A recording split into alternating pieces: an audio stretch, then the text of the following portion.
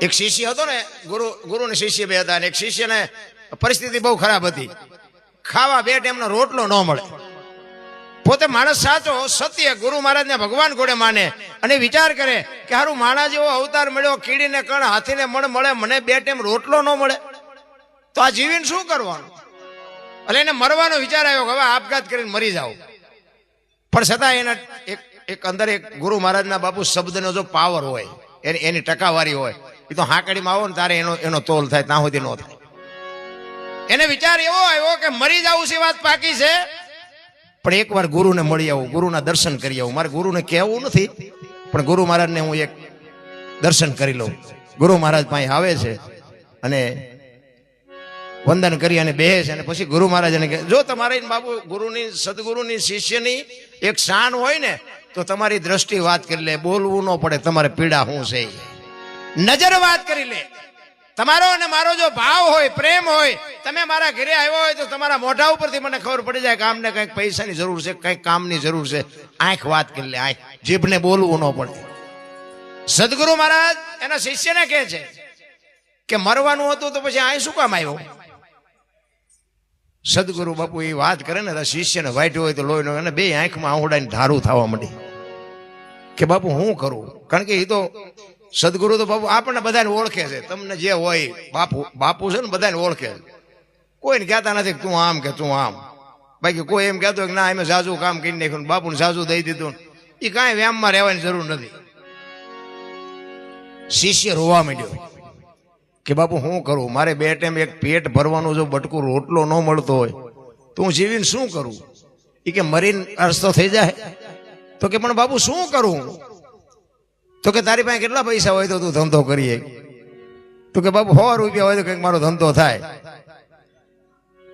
એટલે કે કામ કર, તારા ઘરમાં કે ધૂમ બાવા છે, આમ ધૂમ બાવા, એ કે હાવણો જ નથી, ધૂમ બાવા ચેદુના સડી ગયા છે. જોકે આપણને લાગુ પડે છે, આપણને આ બધા ધૂમ બાવા સડી ગયેલા છે એટલે નથી કાંઈ દેખાતું. એ કે બાપુ ધૂમ બાવા તો ગાડી બંધાય એટલા છે.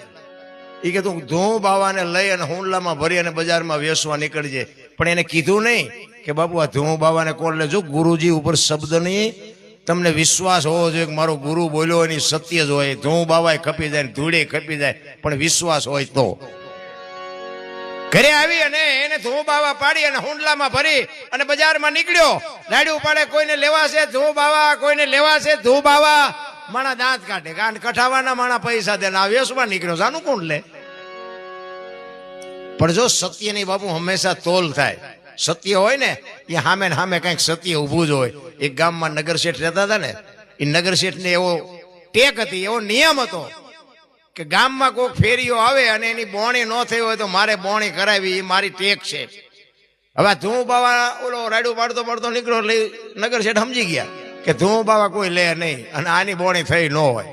બોલાયો, એ કાંઈ શું વેચ? એ કે ધૂમ બાવા. તે કે ધૂમ બાવા લે કોઈ? કે મારા ગુરુએ કીધું છે, વેસવા નીકળ્યો છું, લે તો ઠીક છે, ન લે તો ઠીક છે. તો કે લઈ, તને ગુરુ ઉપર વિશ્વાસ છે? કે હા, મારા ગુરુએ કીધું છે કે તું વેચજે અને આમાં મને કંઈક મળશે 100%, આજ નહીં તો કાલ, 2 દી 5 દી પછી. તો કે મારે એવી ટેક છે કે ફેરિયાને બોણી ન થઈ હોય તો મારે બોણી કરાવી. આને કેટલા લેવાના છે? કે મારે 100 રૂપિયા લેવાના છે આને. એ કે આના 100 હોય કે મારે 90 માં નથી દેવી અને 110 માં નથી દેવી. તમારે જોતું હોય તો એ કે 100 માં આપું. ધૂમ બાવા લઈ લીધા, 100 રૂપિયા આપી દીધા. હવે આપણે ઘરે ધૂમ બાવા લઈને જાઓ એટલે ઘરે ભડકો કેવો થાય? ઘરે કોઈ એમ કે ભારે કામ કર્યું, 2 તોલા હોનું લઈ જાવ, ઘર આખું રાજી થાય. ધૂમ બાવા ઘરે લઈ જાવ ડખા કેવા થાય? એને વહુ ને એના છોકરાને કે આપણી પાસે એટલી બધી સંપત્તિ છે, શું ધૂમ બાવા ભેગા કરવા પૈસા છે? આ નાખ્યો દિયો પાછા 100 રૂપિયા લઈ આવો. ઓલો કે મારી ટેક છે, એ મારી ટેક તૂટે. જો ટેક કેને કહેવાય? સત્યની બાપુ પરીક્ષા તો થવાની, પણ ટેક એને કહેવાય કે જીવ જાય પણ માણસ છટકે નહીં અને છોડે નહીં, એને ટેક કહેવાય. એનું બૈરું કે છે, એનો છોકરો કે છે કે આ ધંધો નથી કરવાનો, રૂપિયા લઈ આવો. ઈ કે ઈ મારાથી નહીં બને, તમારે મને રોટલો દેવો હોય તો ભલે, ન દો તો ભલે, મારી ટેક છે, એ મારી ટેક છે. રસોઈ ન બનાવીને ઉપલા માળમાં જઈને હુઈ ગયો. રાત પડીને બાપુ એક બેન આવી, હુઈ ગયા. પછી રાતે ઊંઘમાં જામેલો અને એમાં બેન આવી અને કીધું શેઠ જાગો છો? તો કે હા. એ કે હું જાઉં છું તમારા ઘરમાંથી. એ કે જાવ એનું તો બરોબર છે, પણ તમે સો કોણ? એ કે હું લક્ષ્મી છું તારા ઘરની, અને તું આ ધું બાવા ભેગા કરી તો મારે અહીં રહીને શું કામ છે? લક્ષ્મીજીને કીધું કે રહેવું હોય તો તમારું ઘર છે ને જવું હોય ડેલો ઉગાડો છે, મારી ટેક નહીં તૂટે. છે તૈયારી આપણા ઘરમાંથી એક 10 ની નોટ ખિસ્સામાંથી પડી જાય આખા ઘરને હળીએ ચડાવી. ઈ કે તમારે રહેવું હોય તો ઘર છે, જવું હોય તો ડેલો ઉગાડો છે, મારી ટેક નહીં તૂટે. લક્ષ્મી ગઈ, બીજે દી હૂતો તો અને 2 બાયું આવી. કીધું કે અમે જઈએ છીએ. કે કોણ છો? કે અમે રીધિન સીધી છીએ. ઈ કે રહેવું હોય તો ઘર છે ને જવું હોય તો તમે ઉપડો. રીધિન સીધી બે નીકળી ગયા. ત્રીજા દિવસે બાપુ એક સ્ત્રી અને એક પુરુષ આવે ને કીધું કે અમે જઈએ છીએ. કે તમે કોણ છો? ઈ કે હું યશ છું અને આ કીર્તિ છે. બાપુ પૈસા હોય તો જ આ દુનિયામાં યશ ને કીર્તિ છે. નાણા વગરના નાથિયા, નાણા વાળા નાથાલાલ. પૈસા હોય ને આખી દુનિયા બાપુ વાય વાય ગદબ વાય બકરા રખડતા એમ રખડે. પૈસા ખૂટે કે ઓલો મોટી મોટી કરતો જો પતી ગયો. ઈ ના ઈ દુનિયા ખાઈ જેવો ઈવડે ઈ જ ખાઈ જવાય, ઈ જ પાછા આપણને ગાડ્યું દે. યશ અને કીર્તિ કે છે કે લક્ષ્મી જાય તો રીધિ સીધી જાય, અને લક્ષ્મી ને રીધિ સીધી જાય અહીંયા અમારથી રોકાવાય નહીં. તો કે ડેલો ઉગાડો ઉપડો. કેટલી તૈયારી કહેવાય. તમે વિચાર કરો, ઘરમાં કાંઈ જ નો રે, યશ નો રે, કીર્તિ નો રે, લક્ષ્મી નો રે, રીધિ નો રે, સીધી નો રે, માણા કેટલો ભાંગી જાય. અને ચોથો દિવસ થયો ને બાપુ એક પુરુષ આવે અને એને રાતે જગાડ્યો. ઈ કે જાગો છો? ઈ કે જાગું શું, મારે કઈ સાંભળવું નથી, જાવું હોય તમે ઉપડો જે હોય. તેદી વ્યક્તિ કહે છે કે હું જાવા નથી આવ્યો, હું તારા ઘરમાં એક પગે ઉભો તો હું તારો ધર્મ છું. હું હવે અહીં પલોઠી વાળીને બેહવાનો છું. વિચાર કરજો, તમારો મારો ધર્મ શું છે? શું તમારો મારો ધર્મ છે? બાપુને પગે લાગી ગયા એટલે આપણો ધર્મ પડી ગયો?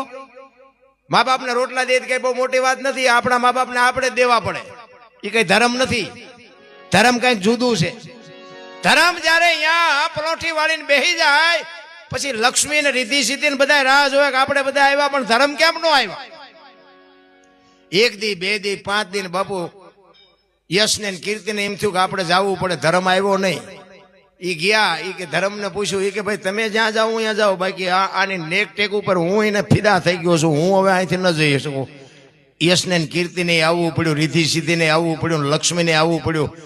આ સદગુરુ મહારાજ નો શબ્દ, આ સદગુરુની ચોટ. સદગુરુ ને હું તમે હજી સમજી જ નથી ક્યાં ભલા મને તો આજે મેં સાંભળ્યું આ બાપુ કહેતા હતા કે આજ રોકાજો. કોઈ કાનમાં જ ન થઈ રહ્યું. આપણે એમ થાય, મને એમ થાય કે બાપુના લાખ રૂપિયાના વેણ આમ તો જોવો જાય કોઈ હિસાબ નથી, કોઈ કિંમત નથી. રામ જિંદગીનો બાપુ ફેરો આપણો ફોગટવ્યો જાય. એટલે જેઠીરામ બાપુ ભજનમાં કહે છે